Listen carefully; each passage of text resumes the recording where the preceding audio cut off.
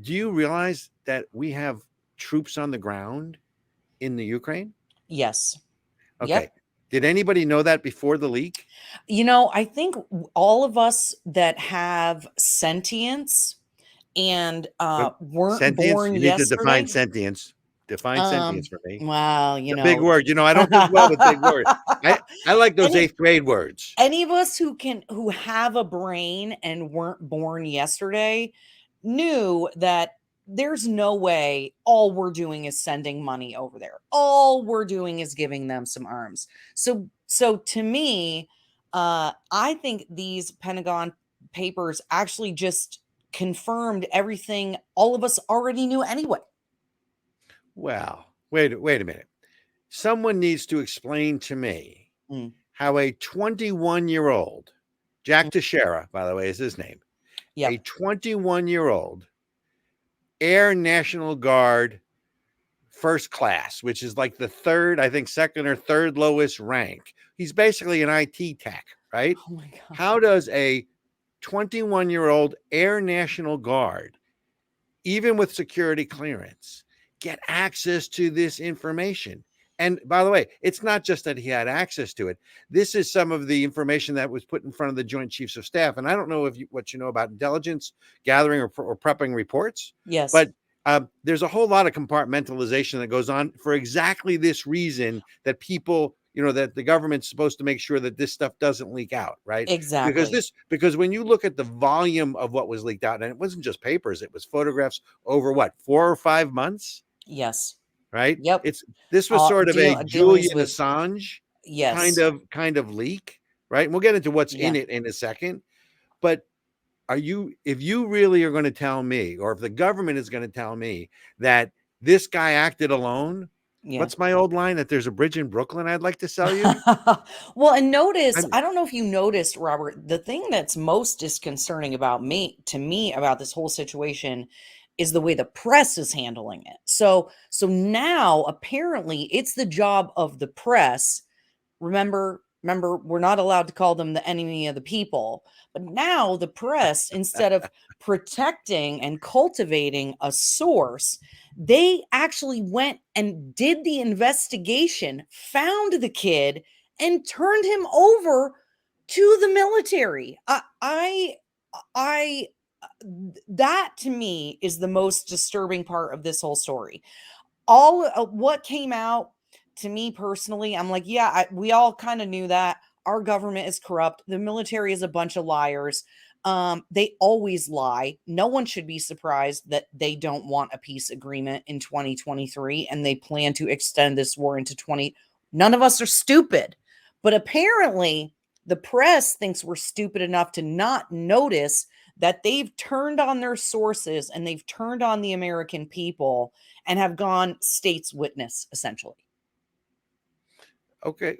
And I get that. I'm probably not 100% where you are. I certainly believe there's a Mm, military industrial complex, but I'll tell you, I'm still on this whole cover up thing, right? mm, And first of all, they found this kid, the young man. Sorry, I mean that age. I'm 3 times his age, so to me, he's a kid. he's a But kid. they found this guy in lightning speed. Yeah, And you want the surefire sign that this was a cover up? This wasn't broken by the Department of Justice.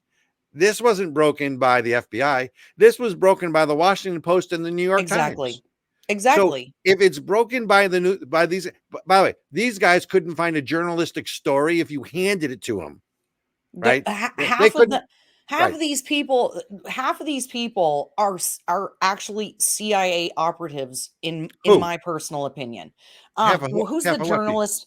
The journalist that broke the story. Now I'm trying to remember. Basically, like a bunch of his reporting is just leaked documents from the CIA. So somehow this journalist just happens to come across a bunch of information from the CIA that he can then write about and get Pulitzer prizes and things like Well, that. now, wait a minute. But he didn't find this. So look, the backstory is probably that the one of the intelligence agencies, because again, here's the other thing: the documents that were leaked were not just from one of the 18 intelligence agencies, let's call it the CIA. They Mm. were leaked from across, again, it was a composite of documents, Yeah. right? And pictures and photos. Oh, So yeah. this guy, it wasn't that the CIA came to them, although that would be right. That would be the story, right? That would be what one would think. If the New York Times and the Washington Post, I like WAPO better because that just sounds to fit them better because they're really more about sound than words anyway. It's a whole different discussion. But so it did someone in the intelligence community say, "Hey, we got the story to break. Oh, we're going to find this guy at lightning speed, Yeah.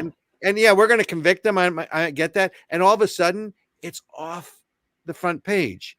And I think it was an intentional leak. I think that somebody probably like you said, this kid, he's not got a high clearance. You know, he's the third lowest rank and yet somehow has the highest security clearance that there is. So he's the third lowest rank in the Air Guard, but he has the highest security clearance. Yeah, but wait a minute. Even with that, he couldn't have gotten all this stuff by himself. I'm told. Yeah. Even with that security, it's not the way they compile the documents. That's not the way it works. It has to be this feels like an op to me. It just if it looks like an op, it smells like an op, it's an op.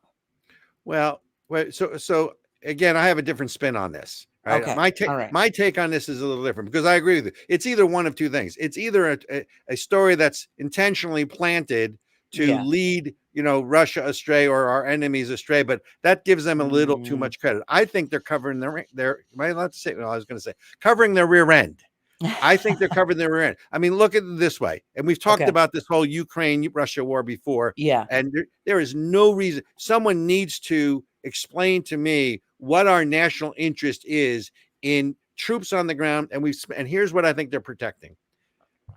Those leaked documents show that we've spent $100 billion, and unlike the rosy picture that we're being given, that Russia's collapsing, here are all the casualties, Russia's going to lose, that's what they're letting us to believe. So therefore our $100 billion is being well spent, when in fact these documents make it pretty damn clear that not only that Ukraine is going to lose this war, and the only question is when. Part of it is a supply of weapons. Part of it is Russian superiority. So I think, contrary to what you said, I don't think it's a plant. That would give them way too much credit, right? I just, I think that this is a cover-up after the leak that shows that $100 billion of the taxpayers' dollars are being wasted. The war is not going to be winnable. They disclose we have troops on the ground. Right? They don't certainly have an exit strategy. This will become Biden's Vietnam, God forbid, but it will, right? Yeah. And what they're now trying to do is damage control. They find this guy at lightning speed. They're going to convict him. And look, he does deserve to be convicted. I mean, what he did, as much as he exposed that the emperor has no clothes yet again, and we're being lied to. So I support that. On the other hand, there are rules and there are consequences, and there is supposed to be one rule that applies to all. So I think this is a cover-up to show the ineptness and failure of the $100 billion investment, which